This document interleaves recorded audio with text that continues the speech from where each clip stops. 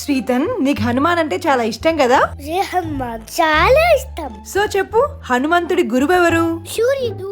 Super. మమ్మల్ని అడుగు, మేము కూడా చెప్తాం. ద్రౌపది వస్త్రాపహరణాన్ని వ్యతిరేకించిన ఒకే ఒక్క కౌరవుడెవరు? వికర్ణుడు. వేదవ్యాసుడు సంస్కృతంలో రాసిన భాగవతంలో ఎన్ని శ్లోకాలున్నాయి? 18,000 శ్లోకాలు. నాకు పురాణాల్లో చాలా స్టోరీస్ తెలుసు. నాకు కూడా తెలుసు. నీకన్నా నాకే ఎక్కువ తెలుసు. మీలో పురాణ ఇతిహాసాల గురించి ఎవరికి ఎక్కువ తెలుసో తెలుసుకోవాలంటే అయోధ్య ఛాంప్స్ యూనిక్ కాంపిటీషన్ లో పార్టిసిపేట్ చేయాల్సిందే. ఏంటమ్మా అది?